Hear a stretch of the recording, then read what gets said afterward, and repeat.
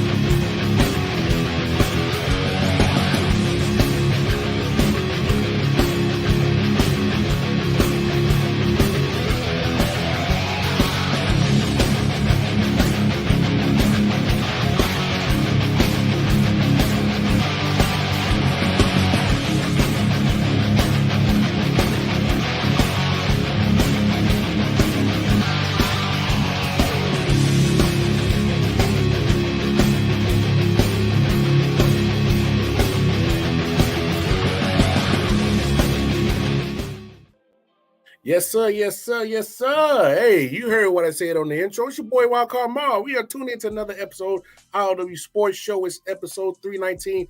And yo, I am excited because I got a dope show lined up for you guys today. I mean, as you see, NFL free agency is getting popping out here. It's hotter than fish grease. Shit's getting crazy out here in these NFL streets. But we're going to talk about two specific teams because I got two special guests joining me today. We're going to talk Dolphins. We're going to talk Commanders. Like I said, I'm excited, y'all. Joining the show again. He's been on here numerous times. My brother from another, and I don't know how he's feeling about his team down in the nation's capital.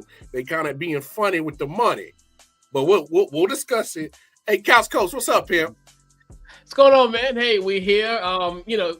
Great all season thus far. We ain't been spending all the money, but we got all the money, but we ain't been going too heavy with the spending. But we're good though. We're good. Yeah. Daniel Snyder kind of been messing up y'all money. Y'all been paying more than actually spending it on play. Never mind. That's another conversation another day. Hey, Couch Coach. Hey, man, go ahead and tell the people where they can find you at, my dog. Yes, indeed. Check me out on my podcast, Couch Coach Live. Check that out we'll start back on Wednesday, starting on the 20th of March, 8 o'clock Eastern Standard Time. Website, couchcoachlive.com, and social media everywhere, Couch Coach Live. No doubt. And our next guest, I've been trying to collab with this guy for a minute. I've been watching his content from afar, been loving what he's doing. Hey, the original Yankee fan himself. We got Johnny Cruz in the building. What's up, dog? What is going on, gentlemen? I appreciate you having me on, man. No doubt. I appreciate you joining on. Hey, go ahead, Johnny. Tell the people where they can find all your content at, my brother. You can find me all over the Let's Talk Sports Network. I got Aqua and Orange Insights, where I talk all things Miami Dolphins, and there's plenty to talk about tonight. Yeah.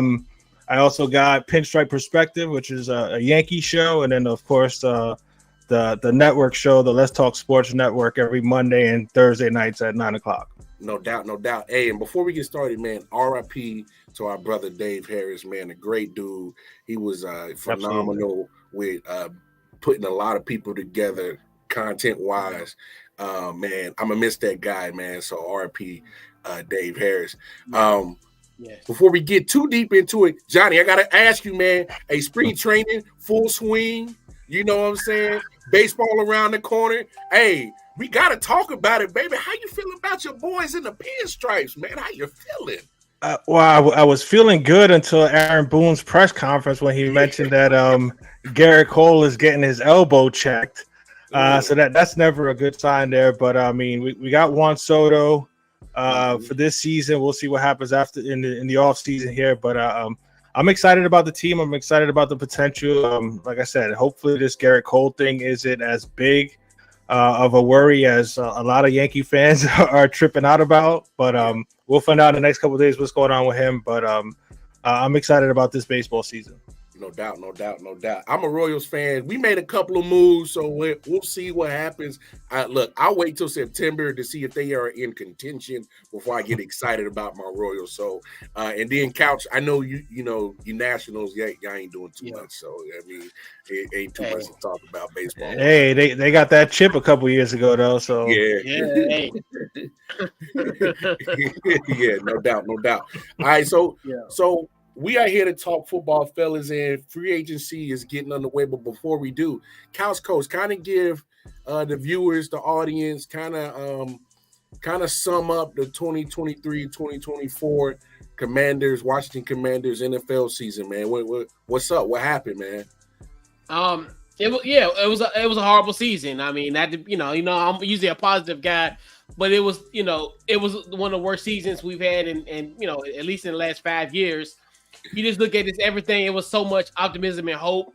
It started early. We was 2-0 start the season, and then ever since we haven't won a game since November the 5th. So it just went downhill. It's just it's just one of those things where even stuff off the field, obviously with the having Harris, Mr. Harris now running the team now, and you look at that as a possibility, and you look at like the situations where we had sellouts every game until to a point where the opposite fans towards the tail end of the season was grabbing most of those tickets.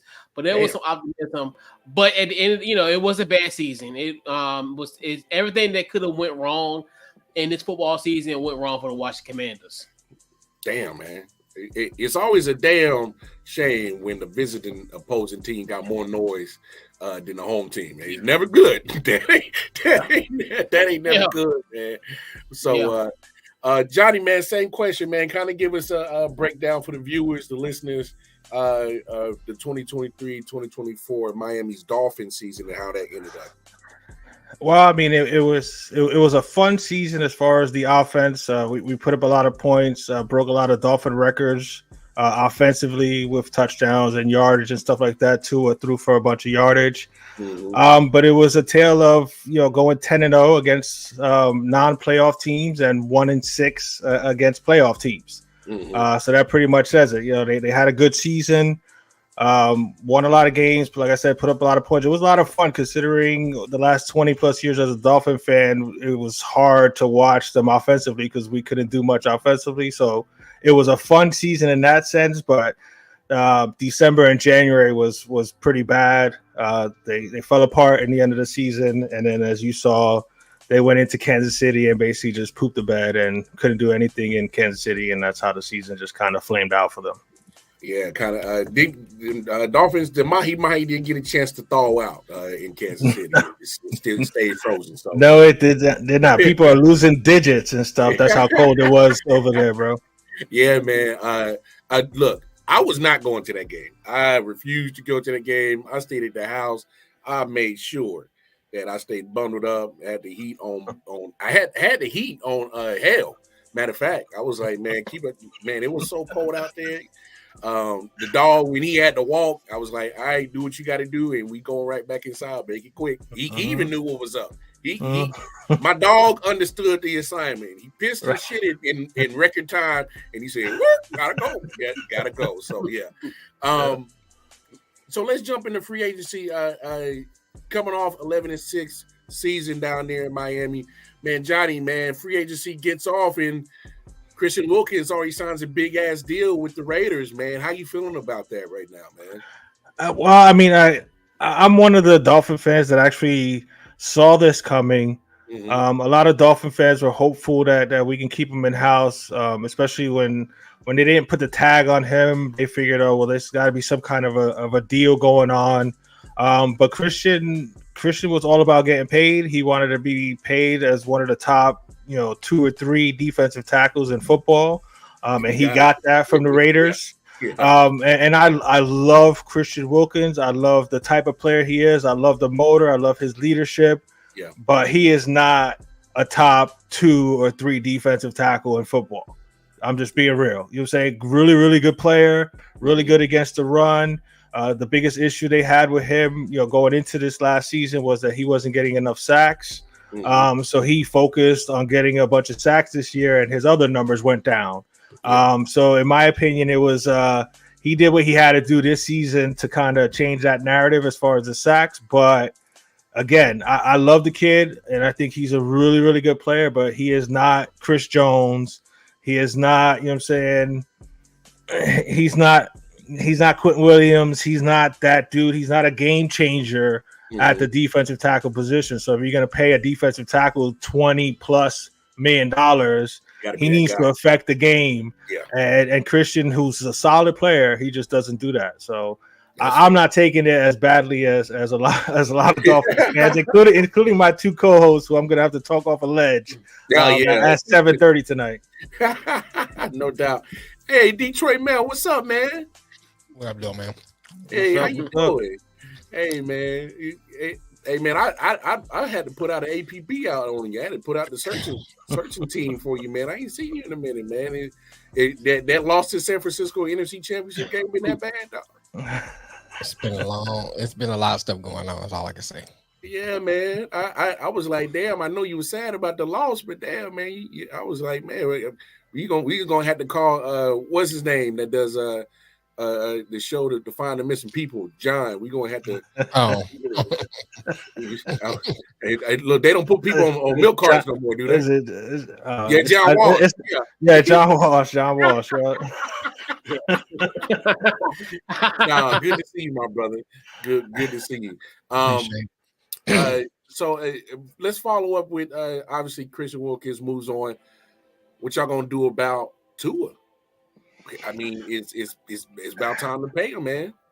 Well, I mean, I've been on the record for a while now saying that if I was Chris Greer in the front office, I would make him play out his 5th-year option. I like Tua. I like his potential. He's got some good traits. He's really accurate. He's got good pocket presence. Really smart kid. He's definitely somebody that represents the organization well. So that's somebody that you don't have to worry about him getting in trouble or anything like that off the field. He's going to be in there early studying, and he's developing, but he ain't there yet. Like I mentioned earlier, 1-6 against playoff teams. He had opportunities in December and January to win big games that could have clinched the division, clinched some home field playoff games, and he didn't come through in those games. So I wouldn't give him the money. I would make him play his 5th-year option. Yes, the word going into this season was him staying healthy. Hey, he did a great job of thickening up and staying healthy the whole season, but I'm all about winning in the clutch, and there were some clutch games that he just didn't come through. So I would make him play his 5th-year option, but the organization loves this kid. Chris Greer loves this kid, so he is going to get that bag. I don't see him getting, top. He's not going to reset the market, in my opinion. I don't think so.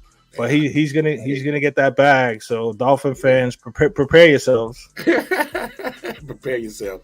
It is what it is. Yeah, it is. What's up, Cass? How you doing? I know that's you back there, man. Hey, who they? Yeah, shout out to them Saints fans down there. Couch, man, talk to us, man. What y'all gonna do in free agency, man? Y'all got the money to spend, but all these people getting signed, I ain't seen a lot of people going to Washington. I just saw that you guys lost Antonio Gibson. So, man, talk to us, man. What's going on down there in the nation's capital during this free agency spending frenzy going on? Yeah, and like today was the sexy acquirers of talent, but we got some solid pickups today. We also we got a guy in Durance Armstrong. He's actually from Dallas. You look at his production last year; he only played 42% of the production on the defensive snaps, and he had to get 7.5 sacks last year, which, if he comes to us, he would have been our leading sack guy. So you look at that. So I mean, hey, but it's the truth. And I think you look at that. That's a solid acquisition. And obviously, he'll fill that void. Obviously with losing Chase and Montez on Halloween. you feel one end of the spectrum of the edge, and then you bring in the guy Tyler Badass. He's a reliable center, and he was also another Dallas Cowboy, which obviously fits with Dan Quinn. And you think to yourself, like, that shows you the nature of Dan Quinn and how everybody loves Dan Quinn. So he brings in Tyler as well. He's a reliable center. He has 0 false starts. So I understand. Yes, we have all that cap space. This is, think about it. This isn't the, Vinny Serrato days. This isn't the Daniel Snyder days. We're not signing Albert Hainsworth. We're not signing Deion Sanders or Jeff George, of those elk and all that. So I think they are just making some solid choices. And, I think it's almost going to be indicative of kind of how San Francisco has done in the past, where they've got little, small, intricate pieces to the big puzzle. So just expect that. Obviously, now with Adam Peters taking over the reins in Washington, these 2 acquisitions have been solid, and I understand like people saying, we didn't get like, as far as the sexy names like Saquon Barkley's of the world, Christian Wilkins that we just talked about earlier. We don't have all like the big splash free agent, acquisitions, but I think these are 2 solid ones, and I think they even said all the acquisitions they were going to keep close to the vest until Wednesday. So I still think some stuff could potentially happen between now and the official start of League New Year. I know this is the tampering, the legal tampering portion of it, but yeah. Yeah, and I'm glad you brought that up, because I need a lot of the people who aren't familiar with covering NFL football. This is just legal tampering that you can do. Like, unless you re-sign with the team you played for last year, you're pretty much just agreeing in agreement to it. There's time that somebody can come in, they can outbid the team that you got in agreement with, and you can change your mind. This is the chance that you can do that. So it's just in an agreement. Like we see Kirk Cousins get the Atlanta Falcons deal. I was actually surprised about that. Whoa. I was surprised. Yeah. Because Oh, that's how you pronounce it? Biatch? Yeah. So it's just a fancy word of saying bitch. Oh, okay. I mean that's what I got. That's what I got, man. Yeah, that's a fancy way of saying bitch. I love to be the announcer when he get. There go biatch. Get the ball, biatch. Get the ball. But yeah, man. We've seen stranger things in previous years in this quote unquote legal tampering period, that people have changed their minds and kind of spurred a couple teams. So I mean, you until the 13th, which is like Couch said, until Wednesday, is nothing's official. Nothing is not official. But I will say this, man, it's the numbers are getting crazy out here. What these players are getting. I was surprised that Aaron Jones is about to be released, so there's a good running back about to be out of a job. He instantly gets replaced by Josh Jacobs, so I was actually kind of stunned by that. Xavier McKinney goes from the Giants. He gets a deal from Green Bay. I mean, numbers are flying. And, like, I've been checking my phone every 5 minutes. I keep getting alerts because somebody else signing it somewhere or agreeing to terms somewhere else. Mel, jump in here if you got any questions for either Johnny Cruz on the Dolphins or Couch Coach for the Commanders, man. Jump in here real quick, man. I guess start with the Commanders, man. Do you really feel good about this season? Because I'm on the outside looking in. Yeah, I'm on the outside looking in.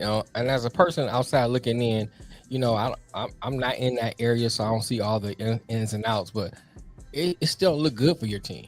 You know what I mean? And I don't see. And I'm not trying to be. I'm really not trying to be funny. I'm just saying from a person looking outside in, it's like it'd be a couple of years before they actually start picking it up and being competitive in their division. How do you feel as a fan? I I mean, you look at last season. I think last season you think of 4-13. It's almost like it can't get no worse. You look at now you bringing in like a guy like a Dan Quinn. Obviously, with Joe Witt Jr. as the defense coordinator. This team can turn around real quick. I definitely think having those guys in place. Joe Witt Jr. I think he'll if we get the right piece together, this could be an opportunistic defense, almost similar like to Dallas, where you looked at where Stephon Diggs, not Stephon, oh Lord, the other Trayvon Diggs, he was out, and then Bland came in and it had a spectacular season. So I definitely think it could be a situation like that. And I definitely think it's going to be a lot better. And then obviously bringing in like a Philip Kingsbury. And you think to yourself, you got 3 head coaches. Obviously Dan Quinn, was a former head coach. Then also Dan Quinn, not Dan Quinn. We're talking about Dan Quinn. Then we talked about Kingsbury, and then you also get Anthony Lynn there as running backs coach. So I don't think we're going to take like the Detroit Lions leap in a sense. Like I don't think we're going to be in an NFC Championship game or what have you. But I think we will be a team that will be competitive in the NFC East and could potentially be playing meaningful football in December. So I definitely think there is a optimism for this team because at 4-13, I honestly don't think this team get as bad as as last year. Hey, Couch, I get this though. They had Philly number. hey, 0-17 is worse. Trust. Yeah, but with the personnel, that we got, that from experience. Yeah. The personnel we got, we can,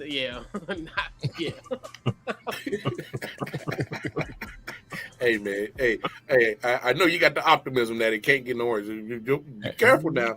Hey, well, here's my only cause for concern about the coaching, and I had to agree with our man Flo. Shout out to Bottom Line Sports.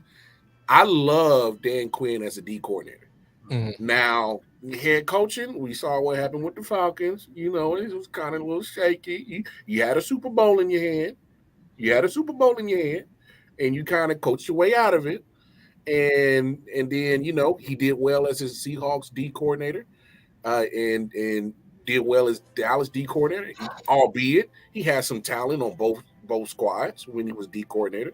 Had some talent to work with as a DC. That concerns me a little bit. And, I got to throw it out there. Kingsbury, he didn't have that great of a, head coaching debut in Arizona. I'm kind of, Yeah, I hear you on that. But sometimes that roster in Arizona and the way they had a lot of dysfunction. Yeah. I think that a lot of coaches would have did well there because of that dysfunction. Now, I'm not saying that Kingsbury is all that great either, but I'm just saying they give him a little break and say that roster was very dysfunctional. Hey, at least his house was fly.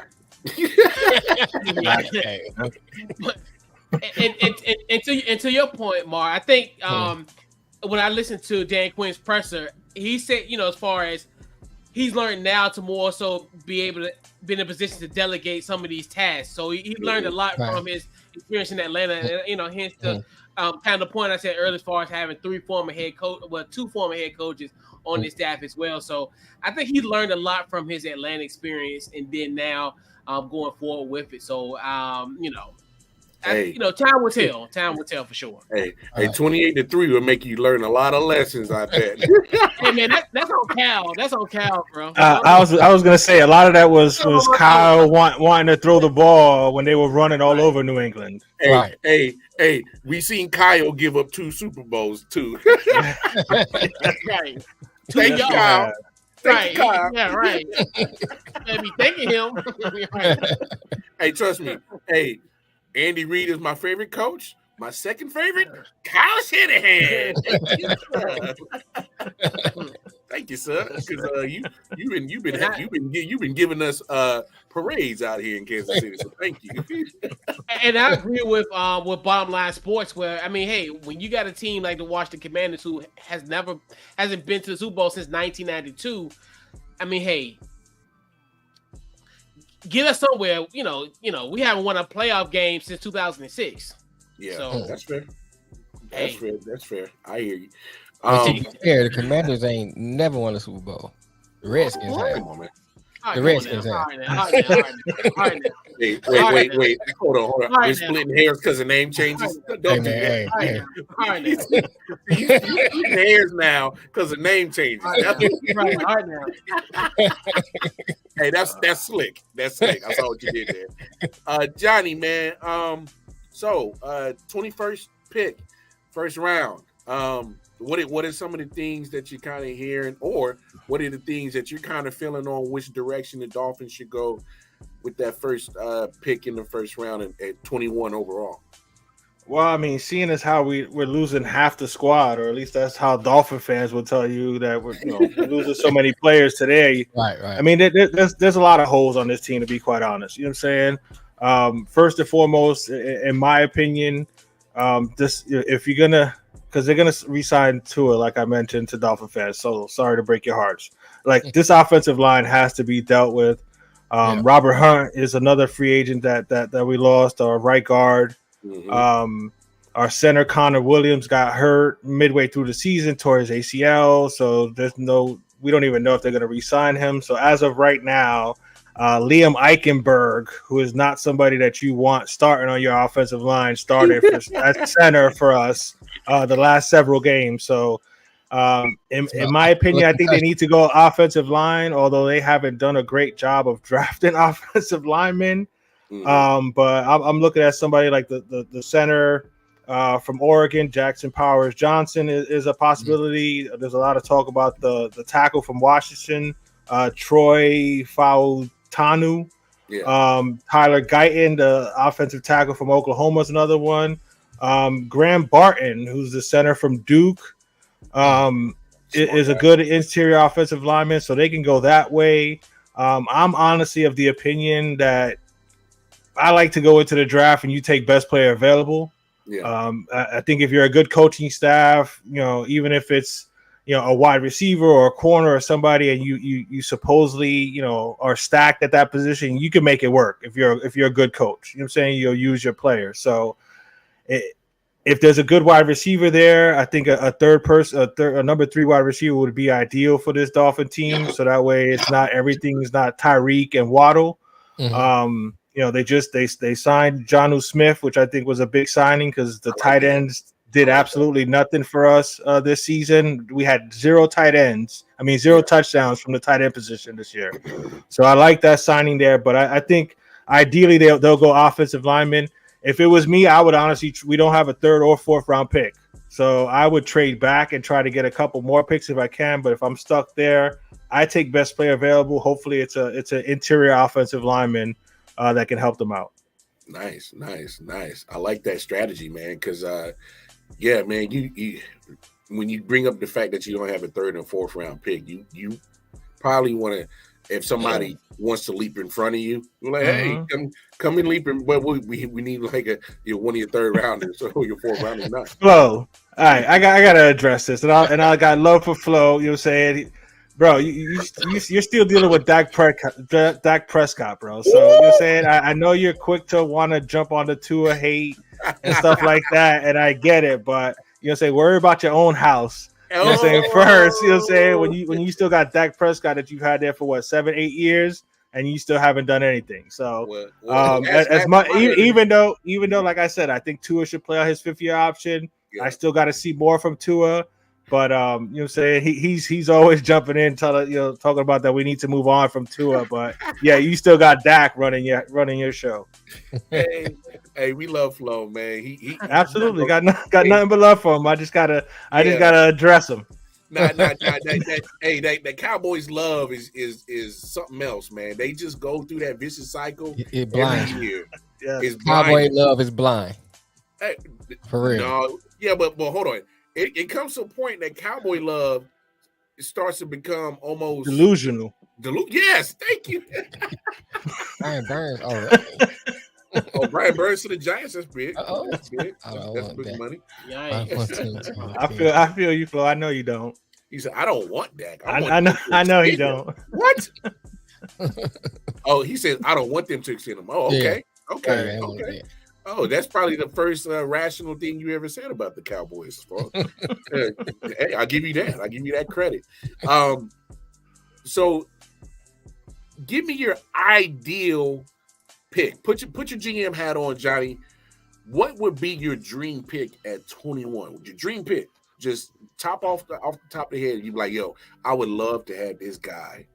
I would love to. All right, at 21, if I can't move back and get more picks, I'm taking Brian Thomas, the LSU wide receiver, 6'3", 209, ran a 4.33. He's got the size that we need. Tyreek and Waddle are smaller, faster receivers. I mean, he still ran a 4.33 and he's 6'3", 209. We need a bigger body receiver that's not just a high point type player like Devontae Parker was and stuff like that. This kid can actually play on the outside, has the speed, and then you can move Tyreek around a lot more if you've got a stud like that on the outside. So if I'm taking the pick at 21, I'm making Brian Thomas, the LSU wide receiver, my pick at 21, and putting him with Tyreek and Waddle, and then Jonnu again at tight end, and then let's see how you stop that offense. I ain't even gonna lie, Johnny. That'd be a deadly offense right there. That would be. Here's what I love about Brian Thomas. He's relatively new to the game of football. He started football late in high school. So if he's that good, getting first round looks, and he hasn't even had the experience like most of these other wide receivers playing since they was in Pop Warner and Pee Wee and middle school and high school and through college. Yo, that's a bad dude. That means he can learn quick and adapt because you talking about maybe 4 or 5 years of playing competitive football compared to maybe 12, like most guys who are in the draft. Like they've been playing since Pee Wee. So man, I love that. So you got him learning from Tyreek and Waddle. You got him with one of the better wide receiver coaches in Wes Welker. Yeah. So I would love that. I would love that pick. Like I said, I'm sure a lot of Dolphin fans are like, "No, we don't need a wide receiver." Yeah, we do, because there's nobody after Tyreek and Waddle. After that, you fall off a cliff. After that, as far as wide receiver production, you make a good point right there. Because let's look at the Titans game. The moment that Tyreek went out that game, your offense went It went completely dead, and that was with Waddle still in the lineup. Right. So it was like, what happened to the offense? It just totally disappeared. What's up, Rod? So I mean, I get your point of saying, hey man, there's nothing wrong with throwing more weapons at Tua to make sure that he has no excuse to not succeed. I don't think that's a bad strategy at all.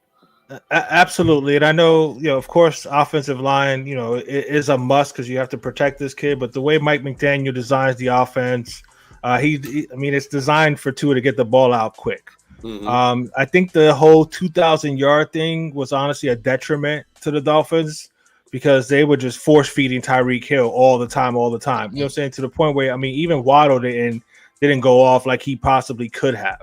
Yeah. So I think if it's a more balanced offense, and if you put a playmaker of Thomas's ability out there with his size, him, Tyreek, like I said, and then the Jonnu Smith, like I like the diversity in that wide receiver room. If you can add somebody of his with his size and speed is a good mix. And again, to learn from Tyreek and Waddle with Wes Welker as his coach, I like that pick a lot.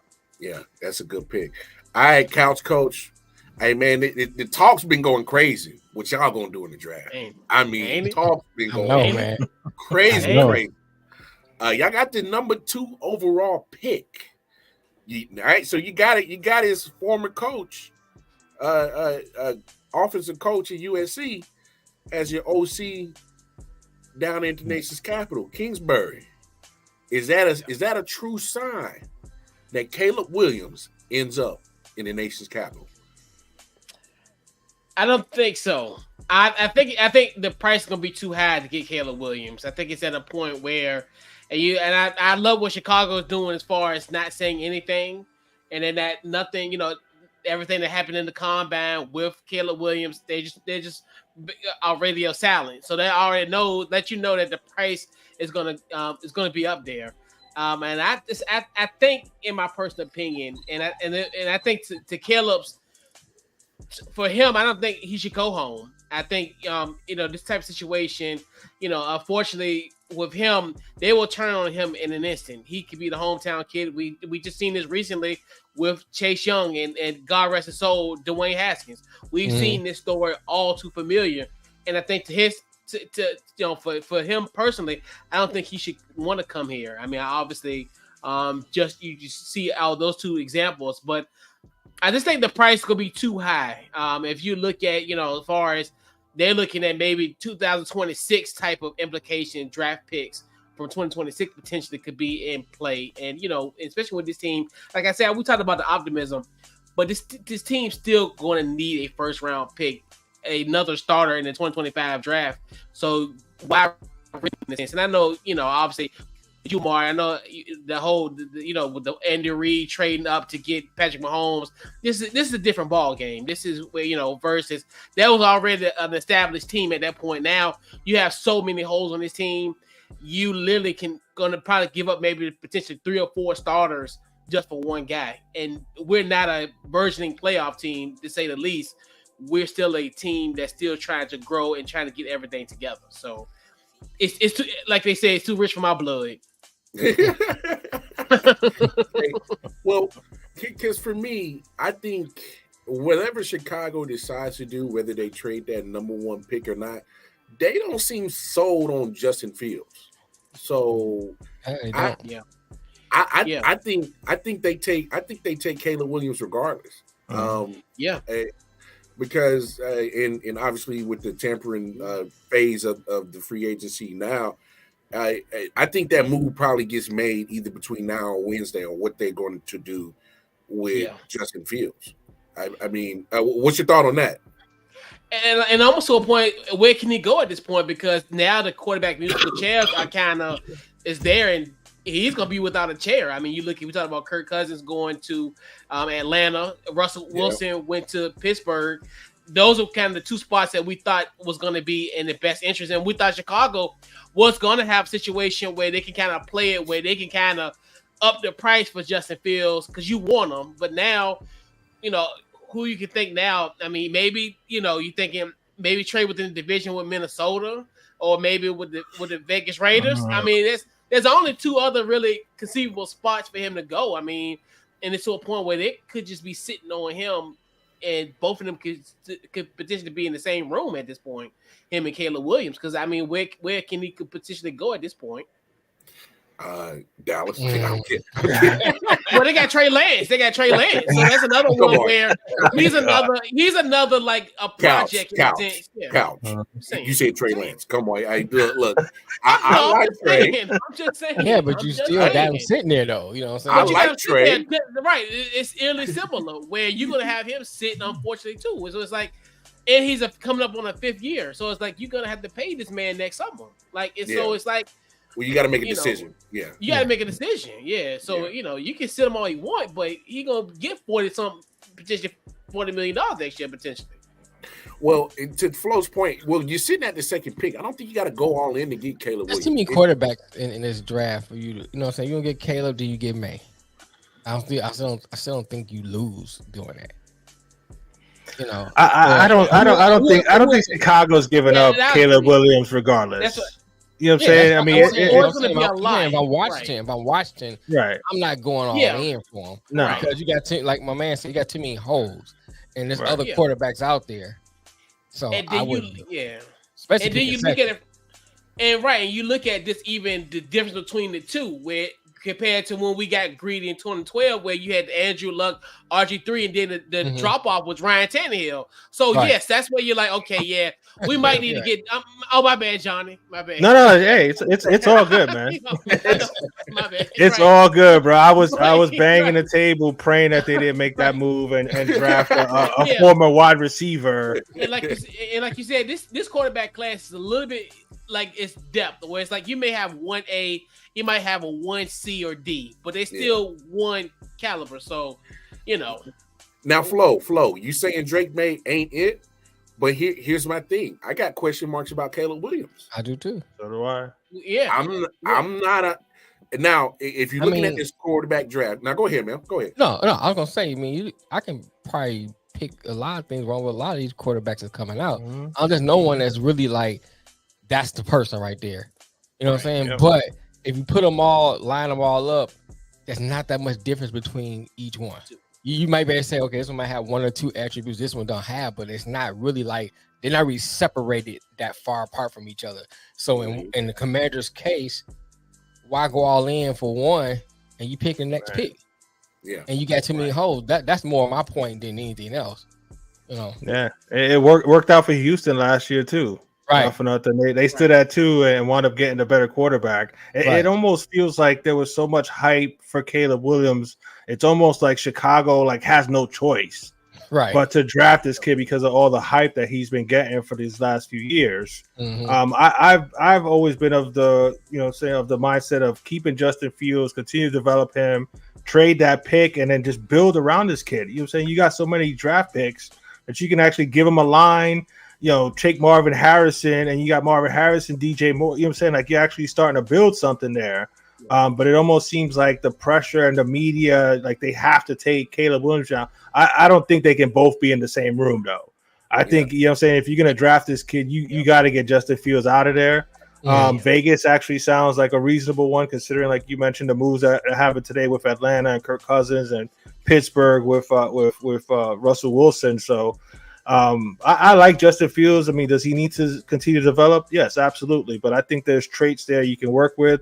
The draft is such an unknown, bro. All this talk about Caleb Williams, but who knows if he's actually going to be able to be that dude. Mm-hmm. You know what I'm saying? So your team's picking at 2. What would be your preference as far as the other 2 quarterbacks, the Drake May or Daniels? I think to me, it probably would be Jaden Daniels. I think he fits in that Cliff Kingsbury scheme, and I love Drake. Obviously, I'm a UNC guy. He reminds me a lot of Mitchell Trubisky, and I say that respectfully, like, as far as from that standpoint, like, I like him. I like Drake, but like I said, I think Cliff Kingsbury, it would be more of a Jaden Daniels type. I think as far as somebody who's able to kind of, as far as get outside the pocket, almost like, what he's had before. You look at Kyler Murray, he's had Patrick Mahomes at Texas Tech.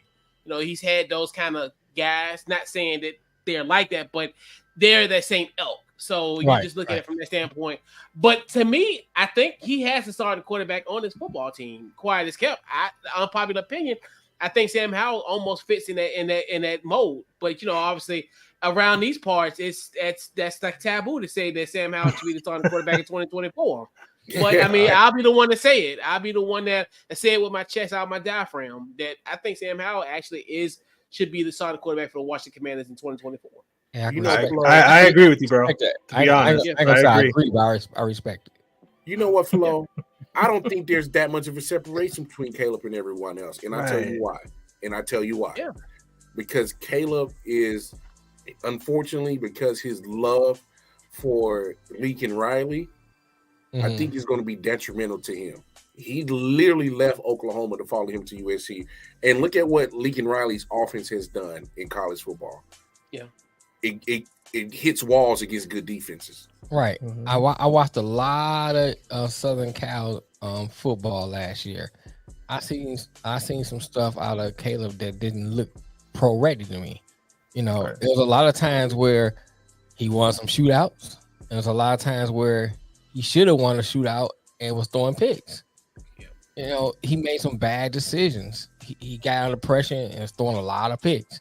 Well, Lincoln Riley does not run an NFL offense. Right. That too. So, I mean, it's not to say he can't develop into it, because the skill level is there. The talent is there. It's not to say get on the right person. He can't be that player.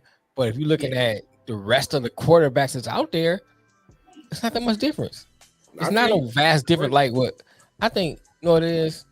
It's a Dallas fan talking. I don't know why we even going down this road. The reason why I went down that road is because I think a lot of people jump on the media bandwagon. Oh, Caleb Williams. Yeah. But then we actually turn on the film and actually look at what he does. My man, Caleb Williams, literally is literally running and this is why I think Lincoln Riley will never be an NFL coach, because he's not running an NFL pro ready offense. There's a reason why he took that job from Oklahoma, which he was getting paid very handsomely to go to another college at USC and just got more money. He didn't name me an NFL franchise that was like, hey man, I just have to have Lincoln Riley as my head coach. I haven't seen it. I haven't seen an NFL GM or owner say I have to have Lincoln Riley as my head coach, because they're looking at this offense, and guess what Lincoln Riley does each year? Now he'll put up numbers in the Big 12, in the Pac-12 against some sloppy defenses that ain't playing no defense. But what happens when he plays the Big 10 defenses, the SEC defenses? Boy, them defensive coordinators pick his ass apart. And they shut that offense down. And anything that he thought was going to be working, damn it, he gets the damn. Didn't we see Kyler Murray get them draws taken off his ass against Alabama? Didn't we see Caleb Williams? We see Caleb Williams he hits walls. That offense hits walls against good defenses. I'm not sold on Lincoln Riley. And the fact that Caleb Williams been sitting under him for the last 3-4 years does not sell me that he's the ultimate. I gotta have that guy quarterback. Right. Yeah, can I piggyback on that as well too? Now he also had Baker Mayfield, if you remember, you know what I'm saying. So he's developed Heisman Trophy winners in college, but if you notice when they get to the NFL, they take a few years to actually develop.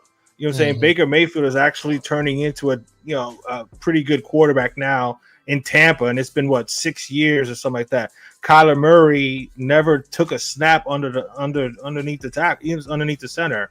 So it's going to take time for these quarterbacks to get used to the pro game, which again, why I have my hesitation about, getting rid of a Justin Fields, who's just working on, getting that down as far as being an NFL ready quarterback for another kid who's never played in a pro system.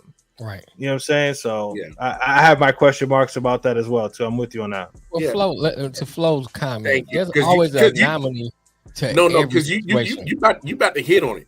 You know what I'm saying? There's always an anomaly to every situation. You can't point out one anomaly and just say, oh, well, because of this, that means my point ain't right. No, he's an anomaly.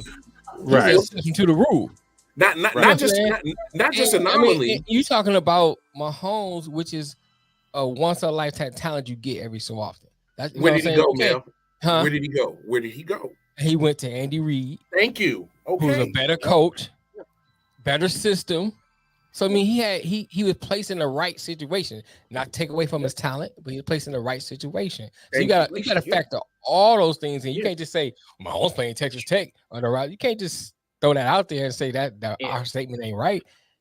But like I always say, I will stamp mark this time. We'll revisit this, and when Caleb Williams is drafted and he ain't hitting no shit, remember I said it. And I agree with your point, because if he would have been in the same situation as Michael McCorkle Jones and had Matt Patricia and Joe Judge as offensive coordinator, we would know who Patrick Mahomes is. Wait, hold on. Wait, that's really his name is McCorkle? Yes, that's his name. Michael McCorkle Jones, yes. Yes. Oh, wow. That's his name. Wow. Damn. Yes. Yeah, and that's an excellent point there. I mean, and I never like the comparison. I mean, you're talking about a generational talent in Patrick Mahomes. Like, people need to stop. I know they like to compare and stuff like that, but yeah, Baker Mayfield was the number one pick, and is he still with Cleveland? No, they shipped him out of there as soon as they could. Right. You know what I'm saying? And again, he's now starting to get his footing with Tampa, but it took him some time. Is all I'm saying. I don't see Caleb Williams just coming in and just taking over the league and stuff like that. Again, there's one Patrick Mahomes, man. That's it. Wait, Mac Jones had first round. Wait, at Alabama? Yes. At Alabama, yes, he did. He had better wide receiver in Alabama than New England. Now he back home in Jacksonville. Kendrick Bourne? Right. Like, Kendrick Bourne, Ben Jarvis Green Ellis? No, I don't know if he was around back then. Yeah, he had Miami's leftovers, so that should tell you a lot. Devontae Parker, Mike Gesicki. You know what I'm saying? So yeah, no, I mean, but and like you guys mentioned, situation has a lot to do with it. You know what I'm saying? I mean, you talk about Mahomes going to Andy Reid, one of the best offensive minds, in football history. Mac Jones, for all you want to say about him, yeah, he went to New England, had a decent year, and then Bill Belichick decided to have 2 defensive coordinators run the offense for whatever reason. So, Right. you know what I'm saying? And even you mentioned him going to Jacksonville. That's another one. Trevor Lawrence, all the praise about, Mr. Sunshine being the next, God's gift to the quarterback position. Now, the first year under Urban, I get it. That was just a cluster that was going on there. You know what I'm saying? But he had a decent year his second year under Doug Peterson, but then this last year, I know he had some injuries, but his production was way down this third year. So again, even the no doubt, guys, you just don't know. You know what I'm saying? Like I don't see Caleb Williams to me is not Andrew Luck. He is not Peyton Manning. He is not John Elway. He's not like that. No doubt about it. This guy is gonna be that dude. Like, not to me anyway. And to your point, Flo. No, I don't think no one saying that Caleb Williams is not a talented quarterback.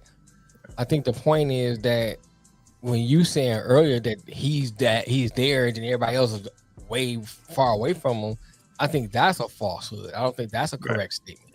I think we can argue the first 5 quarterbacks coming off the draft. We can argue for them being one of the better quarterbacks. Either way.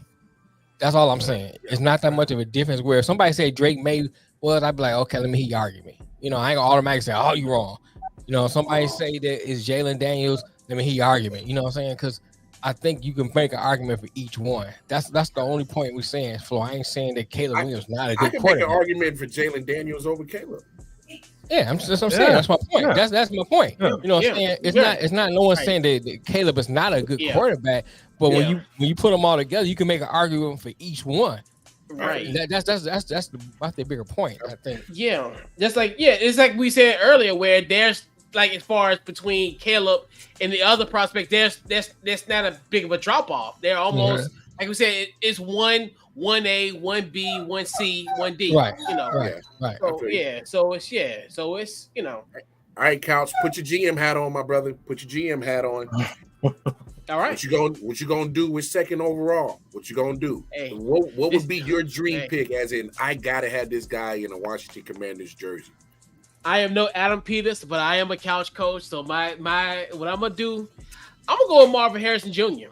I think if I would get him, I think considering the fact, like as I mentioned earlier, I think we have the quarterback in place in Sam Howell. And I know people say, this man almost had 4,000 passing yards, 21 touchdowns, and 21 interceptions. I know he led the league in interceptions, but hey, he's not a bust, as many people say around this area. So I think if you couple him, you obviously we'll probably be losing Curtis Samuel in the offseason. He's an unrestricted free agent. So you think to yourself, you got 2 guys on, 2 Ohio State guys, and Terry McLaurin on one end, then Marvin Harrison on the other. Then you got Jahan Dotson there. So you look at those situations. You look at Terry and Marvin; they command a double team. So it's at a point somebody's going to eat off this offense, and you look into yourself. So to me, it would be Marvin Harrison Jr. without a shadow of a doubt. Okay. And like you said, and it's gone almost similar in Detroit Mill. You probably would almost agree with the sentiments where the years when you were drafting wide receivers and you finally got it right in Calvin Johnson. Right. And that's why I look at from this situation. We're not saying that we drafted bad wide receivers, but when you got a guy like that, regardless of what's going on, this the best fit for us. So I think to me personally, I know they're gonna go with the quarterback, but if it was up to me, I would get Marvin Harrison Jr. for sure. Yeah. Hey. My thing is, what's wrong with in a situation? There's nothing different for Sam Howell. Give him some weapons. See what happens. Right. So I mean, you never know what can happen with a quarterback until you actually get the lead. And you got new coaching in there, so that plays a part too. Yeah, we'll see what happens. And he's a 5th round pick. So to me, you're getting great value. Like that's why that's what kills me about people. Like he's a 5th round pick. And he had that type of production, and you get that for the next couple of years without paying him. Like this is ideal. This is almost like a Brock Purdy situation in San Francisco. Yeah. I'm on the Sam Howell bandwagon with you, Coach. For real, I like Sam Howell. Yeah. You know what I'm saying? I'm a Miami Hurricane fan, so I saw Sam Howell put it on us a couple of times. You know what I'm saying? So the kid can play, man. Yeah, actually get him an offensive line, and you mentioned you put Marvin Harrison, like you mentioned with with Jahan Terry? Dotson and Scary Terry. That's a pretty nasty threesome right there of wide receivers. Wait, hold on. No, Scary that- Terry is not a bad wide receiver. Don't say that. Yeah. No, he's Right. not. No. He's a good wide Bro. receiver. I would love to have Scary Terry on my team. I promise you, Scary Terry is a legit wide receiver. Come on, man. I think you good. I think you good, bro. I think you Right. good. I know. Yeah, I always want to be proud. You want to get everybody. Yeah, so, Hey, you know, I'm just giving props to how good Scary Terry is, and that I would love to have him on my team. Just bag up. You got enough Super Bowls. Be quiet. Hey, he's just saying that now because he already know we come to Texas Stadium. It's a wrap. Like we come in with Terry and Marvin. Oh my gosh! Like it's done. Right. Hey, and your former defensive coordinator. Right.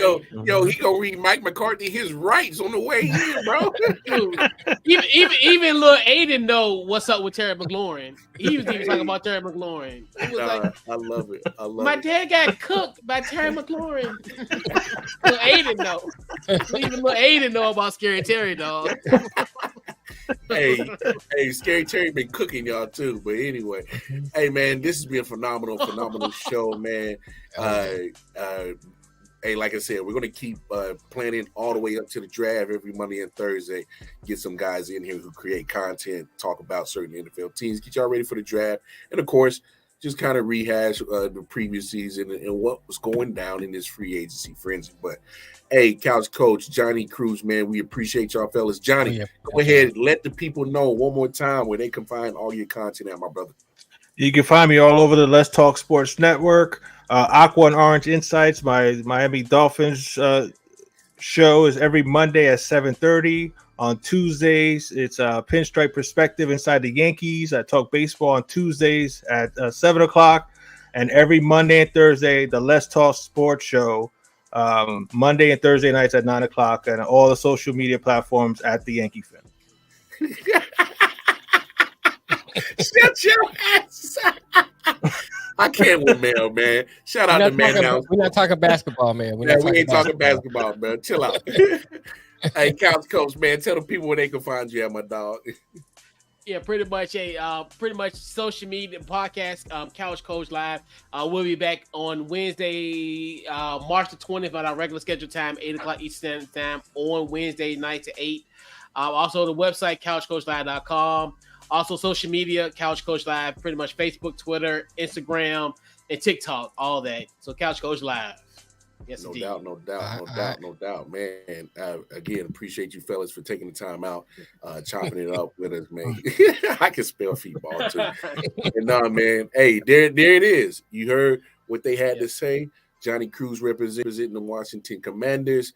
Hey, they gave y'all some good, thoughts and things to think about on what's going on with their teams in respect to free agency as well as the upcoming draft. Hey, y'all can tap in with us. Y'all know where to find us. I.O.W Sports Network, Facebook, the Instagram, the YouTube channel. Make sure you like, share, subscribe. All the information is at the bottom of the screen. Wildcard Mar, Detroit Mail. Shout out to the big homie Nick Shine. We up out of here, man. It's been real. Peace and love. Peace.